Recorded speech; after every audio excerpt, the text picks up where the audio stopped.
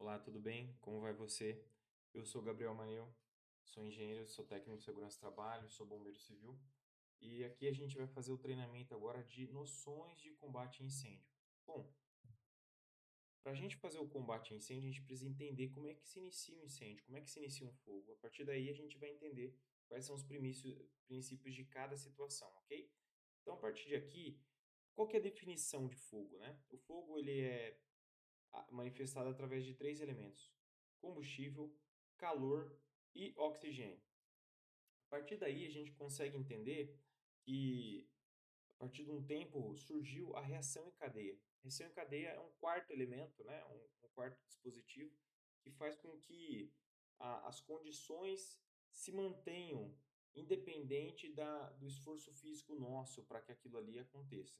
Então, a reação em cadeia, ela basicamente é um fator que faz com que o fogo continue pegando independente da gente, tá? Basicamente, o fogo, de um dos elementos dele, é o oxigênio. O oxigênio no nosso ar, ele tem de 21% na média. Às vezes fica 20,5 normalmente.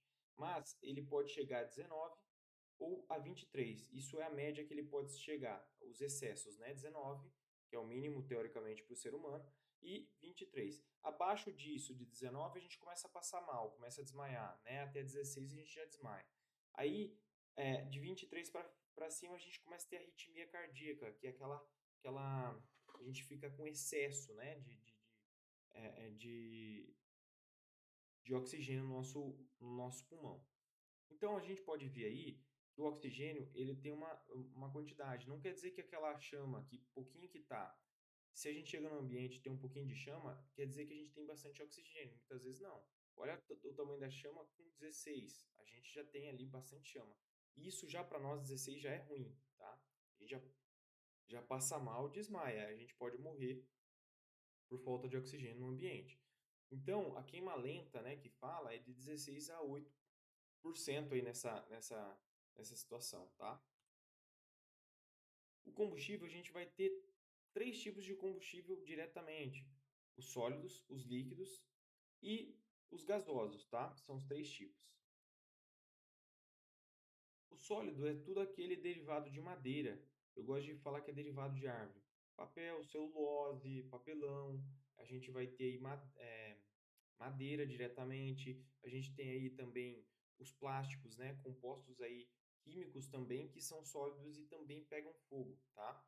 Isso você pode caracterizar como um contexto nesse sentido, tá bom?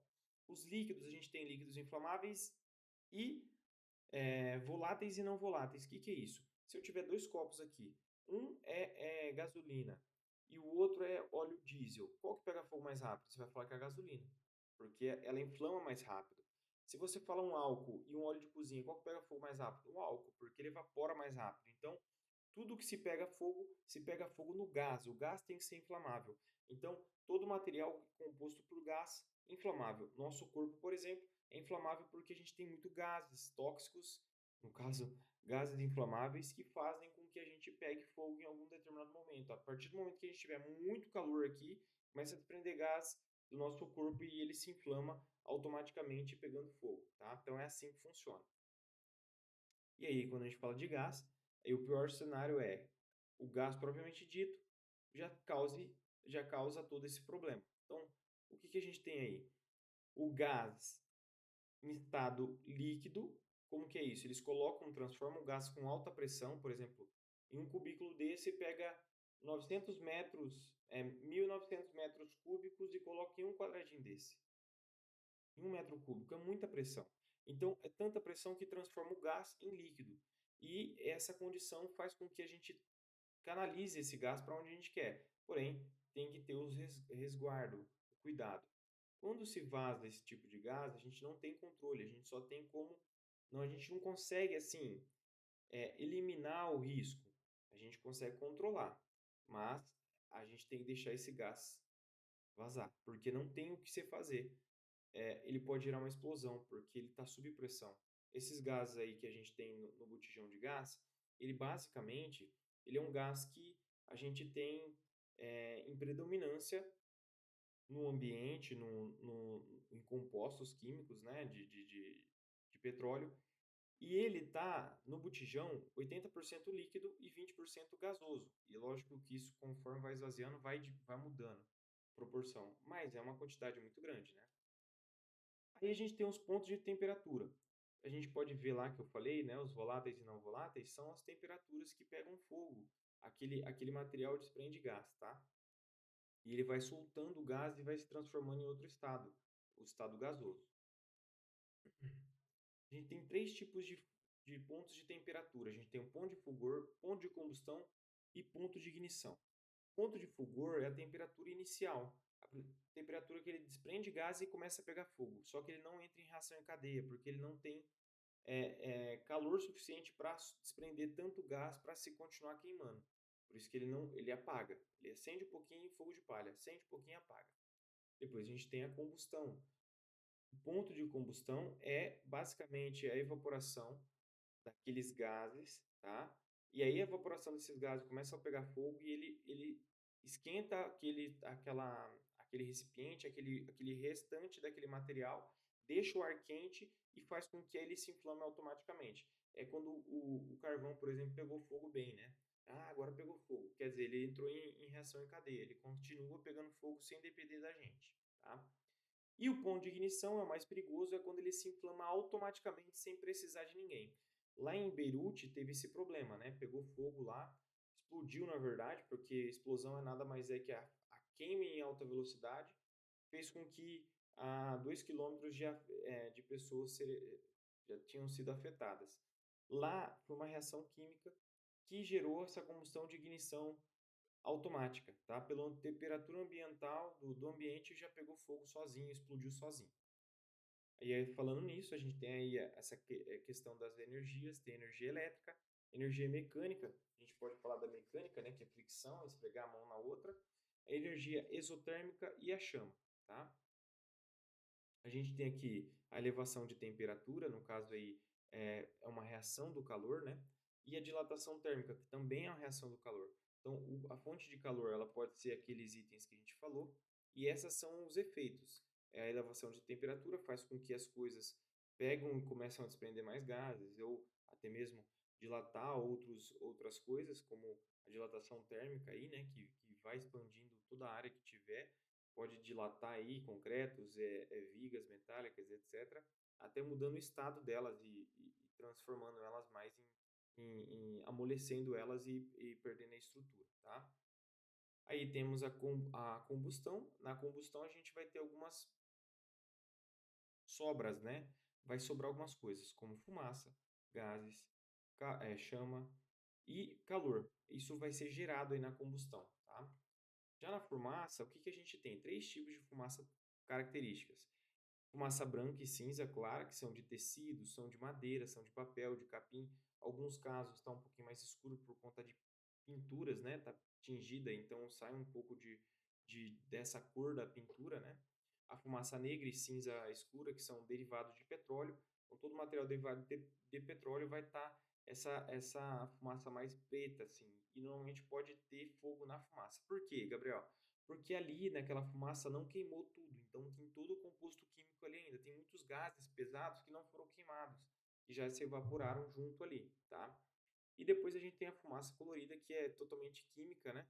É gerada quimicamente e não tem nenhuma reação hoje na natureza que gere essas cores de forma tranquila, natural, ok? Meios de propagação de fogo, a gente vai ter a condução, a convecção e a irradiação. A condução é tudo aquilo que é derivado de metal, por exemplo, né? A condução é tudo aquilo que a gente, ao contato daquele material, ele, ele vai conduzir uma boa quantidade de calor. A gente pode ver aí, né, que antigamente em postes a gente usava postes de madeira e passava fiação em cima de porcelanas, né? Agora alguns aqui agora é plásticos, né? Um acrílico, etc. E também não transmite calor, não é um bom condutor.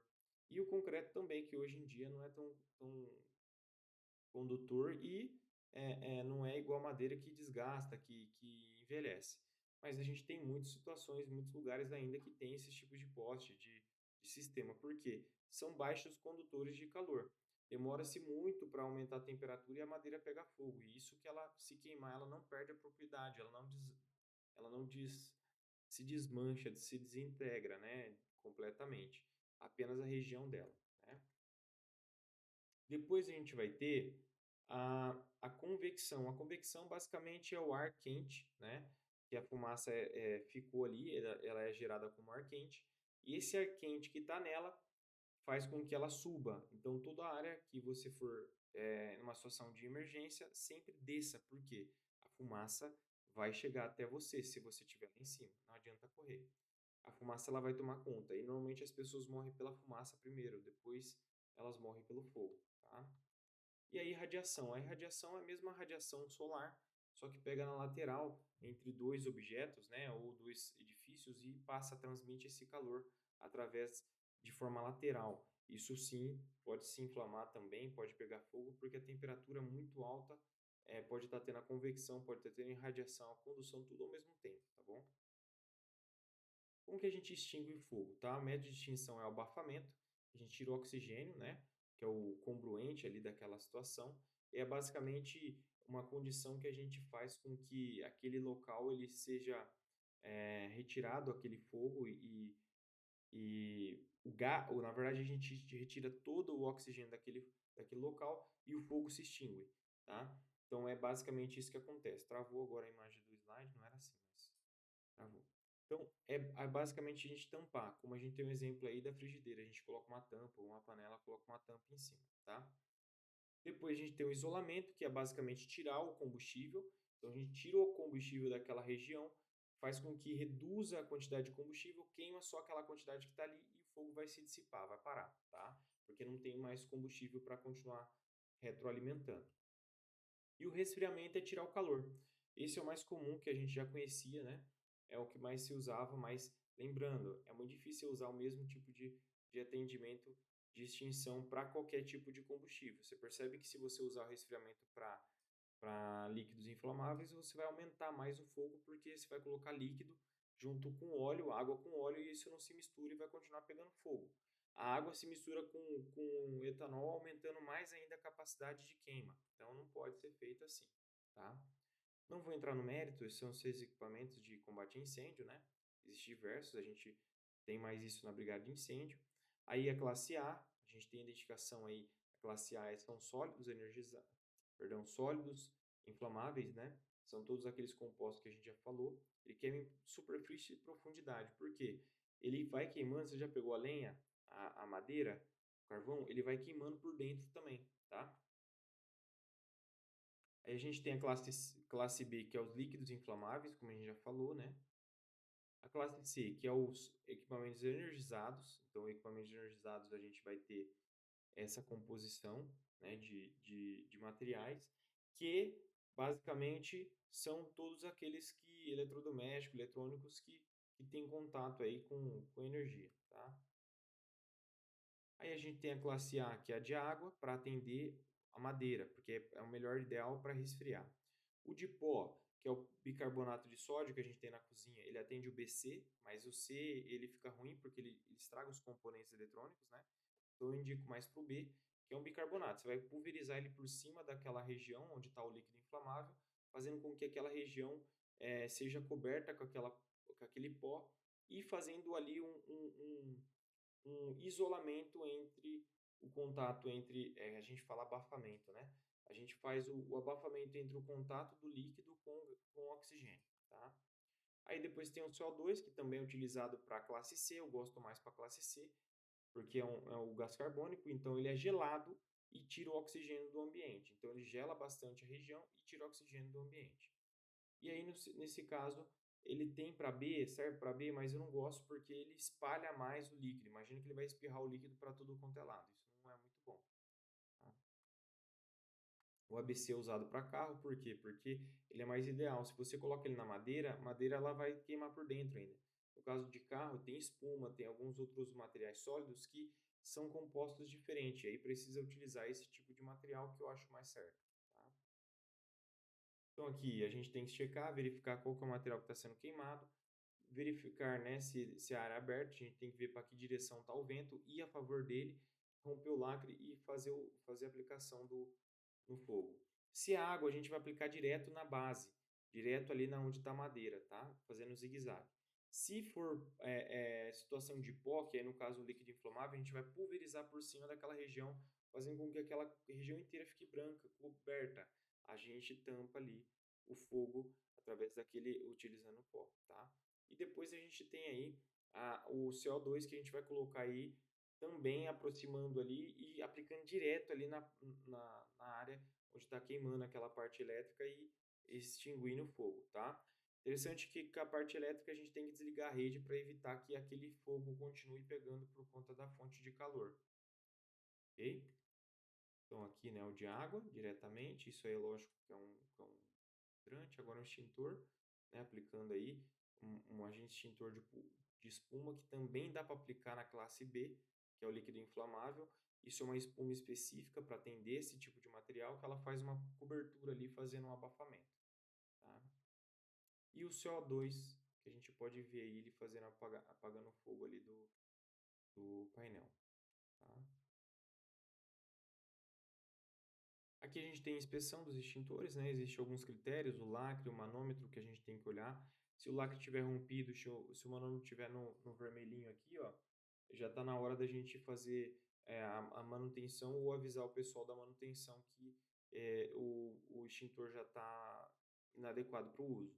Por quê? Se você apertar uma vez o extintor e parar, você já vai ter que descartar ele na questão de recarga, né? Mandar ele recarregar, por quê? Porque ele já está ali com a.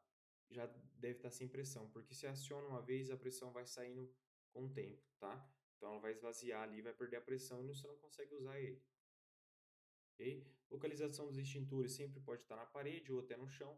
Sempre quando está pintado no chão é porque é uma área de movimentação de veículo. Estacionamento, garagem, estoque. Então, por isso que a gente pinta o chão, para sinalizar e verificar para quem estiver passando com o veículo.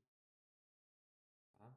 Aí, sistema de hidrante não vai ser muito foco. Perto dos hidrantes tem as botoeiras de alarme de emergência. Se precisar utilizar, você vai apertar o botão ali da botoeira de alarme de emergência, quebra o vidro para disparar o alarme. Em vez de você ficar tocando comunicação, você já dispara o alarme para resolver mais rápido, tá bom? Isso é o melhor, tá? E aí o hidrante também pode ser que ele tenha alguma botoeira aí para trabalhar, ligar e desligar, mas isso aí é mais específico se precisar usar, tá? As mangueiras a gente tem vários modelos, eu não vou entrar no metalhe aqui. A gente tem aqui os formas de aduchamento, a gente vai ter normalmente a forma de acondicionamento, a gente vai sempre usar a duchada, tá? Forma de usar a duchada, de dobrar, isso é para outro momento, tá? Foi. Aí a gente tem aqui o homem hidrante, o seio, o mangueira 1, o mangueira 2, o esguicho e o comandante. São 5 pessoas operando e mais uma comandando ali. Dá para fazer em 4? Dá. Mais difícil, mas dá. Os EPIs aí de proteção são muito específicos para essa situação, né, de muita emergência de incêndio. E normalmente a gente não vai usar tudo isso, tá? A gente vai usar uma bota de segurança, a luva se precisar, e aí um capacete se a gente tiver disponibilidade, e a japona por uma situação extremamente de emergência, tá? De contato ali com chamas altas. Se a gente não tiver esses equipamentos, não dá para a gente fazer o combate. A gente se afasta, permite que a brigada faça esse atendimento, tá bom? E a gente tem um procedimento de HISR, né, que é reconhecimento, confinamento, isolamento, salvamento, extinção e rescaldo. O que seria? Reconhecimento, né, identificar qual que é o combustível, o que está acontecendo, qual que é a área. O confinamento, né, fazer o controle daquela área ali para que o incêndio seja controlado e feito todo o monitoramento ali. O isolamento da área de sinistrada, afastando tudo quanto é pessoa, tirando toda a situação ali, né, livrando para as viaturas, né, de atendimento, de emergência e de combate. Depois, a gente tem um salvamento, né, retirada de pessoas, de vítimas do local sinistrado, a extinção, né, o combate definitivo ali do incêndio, evitando com que aquele fogo ali se alastre mais e a gente eliminando ele de fato. E o rescaldo é fazendo a limpeza de fato ali, verificando se tem algum ponto ainda que ficou algum ponto de fogo, de queima, e a gente faz ali a limpeza do local e finaliza o processo. Tá? Alerta seria a situação de emergência, né? Um aviso, uma notificação, e ali vai ser o encontro da brigada ou provavelmente evacuação. Se a gente estiver no local da empresa, né, da empresa que a gente vai prestar serviço e ela tiver um procedimento, ela vai avisar a gente, esse pai, no plano de atendimento à emergência, é para ela avisar como que vai ser o procedimento aí de evacuação, ok? Então, sistemas de alarmes, isso vai estar diretamente lá. Beleza? Se você tiver algum contato, alguma visão de alguma pessoa com problema de mobilidade ou mobilidade reduzida, é bom você fazer a interação, conversar com o pessoal para que você possa resolver ali, ajudar alguém de alguma forma, tá bom? Então, esse aqui é basicamente uma noções de combate a incêndio, onde a gente possa passar aí um pouco de instrução e espero que você tenha gostado. Até a próxima.